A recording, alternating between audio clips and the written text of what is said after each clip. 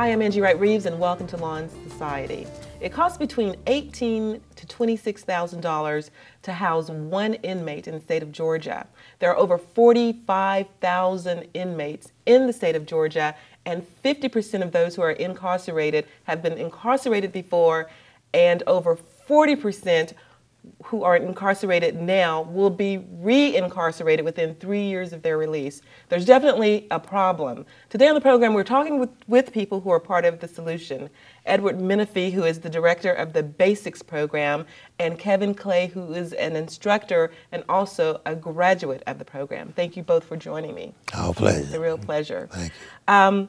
The Basics program, the Basics stands for something. What is that? Yeah, Basics stand for Bar Association Support to Improve Correctional Services.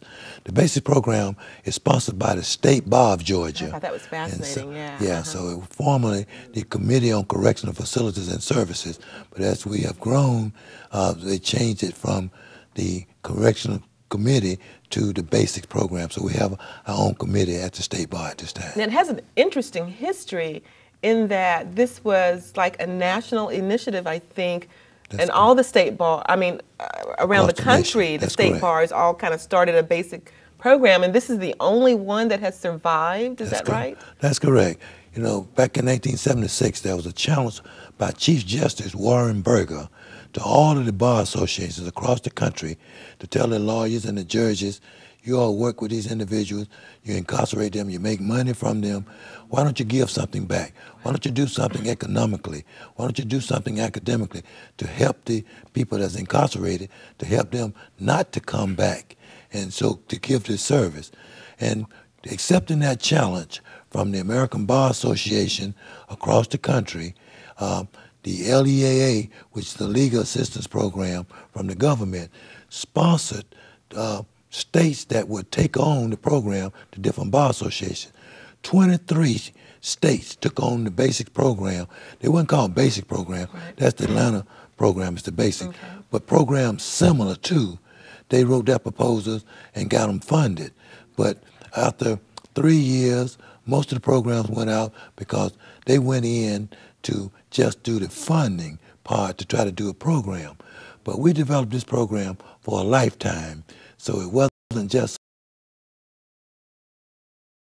something to start up and stop with the funding, but something that could be continued.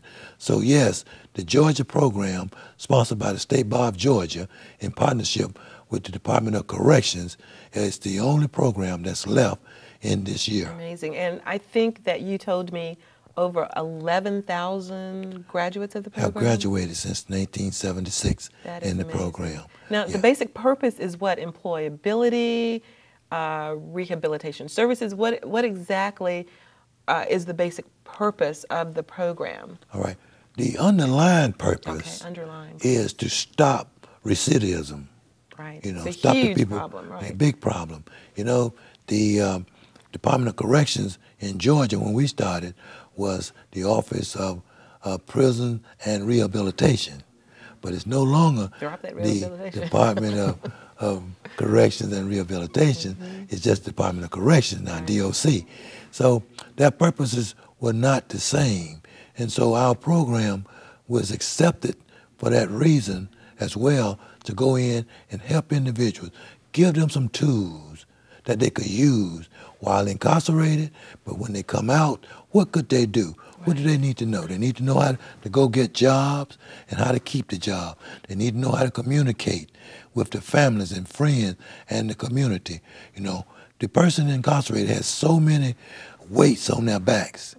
And the program is designed to help take off some of the weights of the person so they can come out here and be freer in society and stay out here. Because if you don't give a person a tool, then what can they do other than go back to prison? Go back, exactly, and do the same thing that they did before they went to prison. That's right. They're going to seek their comfort level. They're going to try to do something that they think they can do that can make them survive. Everybody wants to survive. And when you get backed up in a corner, you go to your survivor skills. Go to your comfort place. And we talked a lot about the comfort places and all of that. And one of the and we were talking before we went on air about the frustrations of someone who has say, a background where they've been incarcerated and all, and going out here in the workforce and maybe getting rejection after rejection after rejection when trying to find a job, and how that would take you back into the old mindset of thinking, what else? Let me go and do what, I know how to do, and when you're feeling powerless and disenfranchised and you can't get society to see you for who you are now, I mean, what do you do? I mean, it's horribly frustrating. It's frustrating for people out there now who are looking for jobs, That's maybe, right. And That makes this job more complicated yeah, now. absolutely. Because the person that's incarcerated is coming out the next day trying to get the job that a teacher been working on for 20 years. For 20 years. Been working for Delta, IBM for 20 years, and they got laid off. So they're competing for the same job. Exactly. So you have to be prepared to go out to get the job. And some people say you have to be lucky, but luck is preparation, meaning opportunity. I mean, it'll be a $1 billion job, a good opportunity, a good school. But if you're not prepared, you can't be lucky. You can't. Right. We use luck in place of blessed, but you be blessed with the opportunity. You have to be prepared. Right. So I think with the program, it's geared toward people who are within 1 year of being released. Is that right? Right. And so how exactly does it work? Is it a weekly sessions, or how long is the program? It's a 10-week, 10-class program. Okay. And then we have a major graduation. It's not like they graduate from Tuskegee, but they have caps and gowns and looking good and everything. We let them, part of the motivation of the class is to show them this is where you're going to be. This is where you're going. And to watch them from the beginning of the class up to graduation, it's really something. Many of them have never graduated from anything before, especially with cap and gown. Right. And so we provide that opportunity. But we know if they stay there, if we can motivate them to stay in the program, we're giving them a chance to learn about a lot of their weaknesses, a lot of their strength, and identify them and things they need to do in order to be successful. Yes, to get jobs, to go back to school, or go back to school again, on and on, to reapply for jobs that they were previously turn back on, and to go on to be successful in life, to deal with some people that they had a hard time. Part of the class is communication. So we teach them how to communicate, how to apply for jobs, how to keep the job. And we build the individual up and teach them about what's inside of them in order to make them be the human being that God made them to be. So is this totally voluntary, or is it a requirement of the corrections system to take this class? It's totally voluntary. I say totally voluntary because at some centers, now we work with transition centers with people with 2 years or less coming out of the prison. Some been in for 30 years, some been for 20. So everybody needs some type of training or orientation. And we discuss all the differences, going to the grocery store, and you can check yourself out. That's new to these people. Right. Using a remote for everything. Forget about that. Yeah, right. So they haven't seen this before. Right. In the highways, the differences in HOV lanes and other. They haven't seen these things before. So it's important to share as much information with the person that they're going to encounter out here to live a real life. And that's basically what the program is about. It's not just because it's called basics, but we cover all the basics. Right. See, if you don't touch all bases, you don't score. All right. All right? And so we try to get everybody to be successful. Now, Kevin, we don't want to ignore you. Thank you as well for joining me. Now, you have been part of the basics program as a participant and now as an instructor. And I think, it's important for people to understand that in 10 weeks, you can't change totally or remake a person totally, who maybe is 40 or 50 years old or even younger, who has maybe they're different issues that contributed to them getting there, but it is a very vital stepping stone to build from. Right. Wouldn't you say that? Yeah, and what I look at is that being a former participant and being an instructor now, what makes this program, I think, probably better than a lot of the programs that probably come inside the correctional facility is because a lot of it is peer. We do have peer, those who have been incarcerated before, former incarcerated persons, who actually are coming back inside and being a part of this program. Mr. Menifee has allowed us to become instructors. You know, a lot of us have graduated college or who've been to college before and doing some good things out here in society now. So we're able to come back, and these guys and these ladies, they see that. And they see the transformation from someone like myself who may have quit school in high school and then came to prison at a young age, but now that I'm out, I'm doing great things. You know, Getting I ready say to get great your things. doctorate, as Right. a matter of fact. Right. So That's you know, amazing. they see that, and they say, you know, wow, you know, if Clay can do it, I can do it. That's where a lot of this motivation come in. They respect Mr. Menifee for bringing such a powerful program to them, and then bringing the people in to be the testimony, if you will, about how this program can really impact you, if you will. Okay, well, we'll continue this conversation in just a moment. Okay. We're talking with Ed Menifee and Kevin Clay, who are both part of the Basics program, which is part of the State Bar's program. And when we come back, we will continue our conversation with them. We'll be back in just a moment.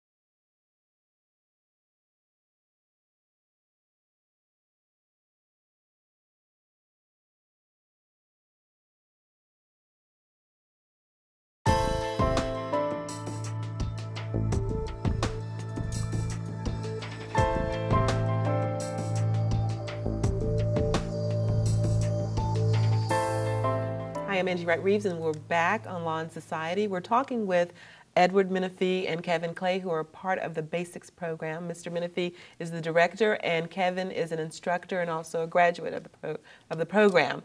Before we went to break, we were talking about the fact that you utilize peers as instructors to go back in once they've graduated and work with the inmates who are now in the program. Why is it important, do you think, to utilize peers?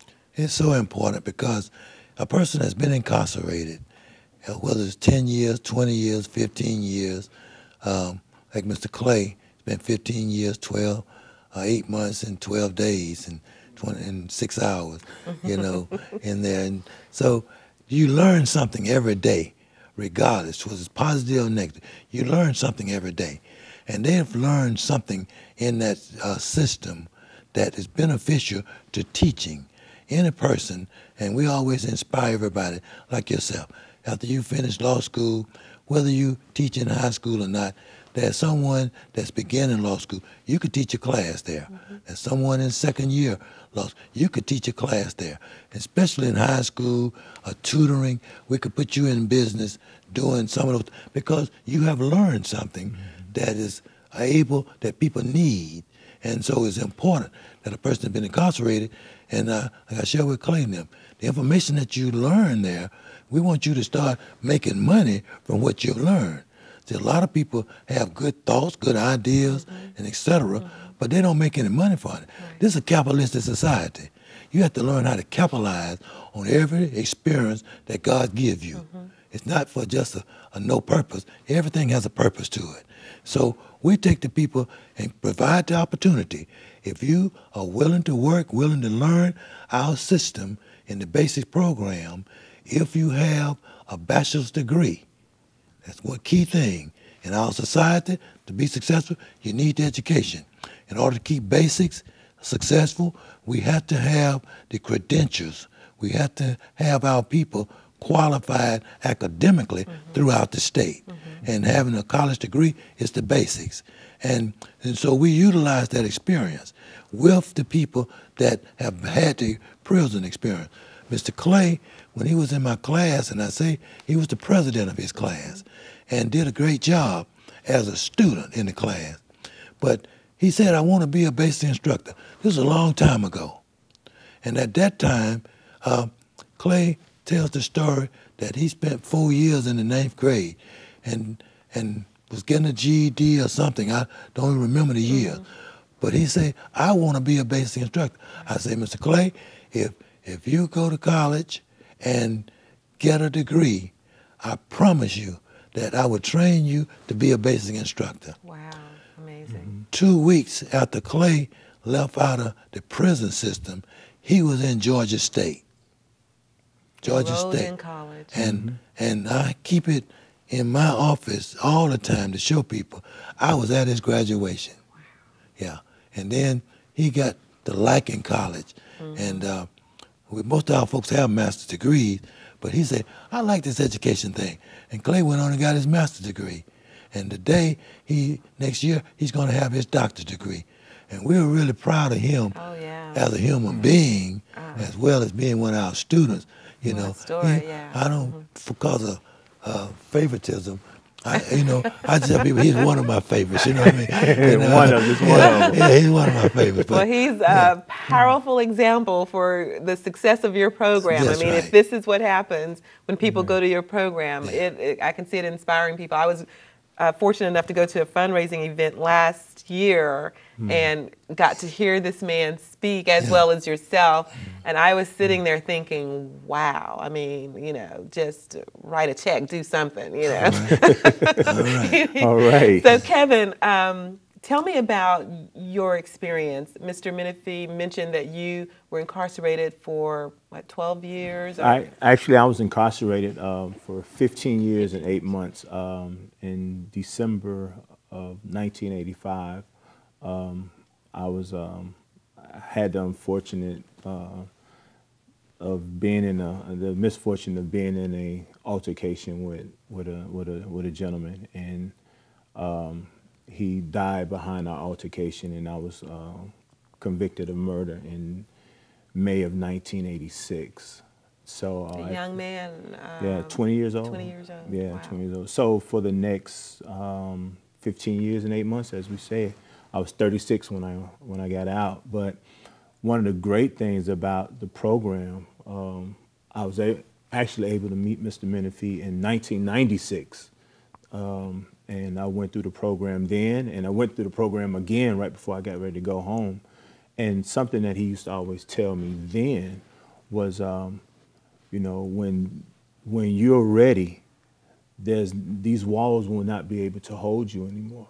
They're going to find a way to get you out of here.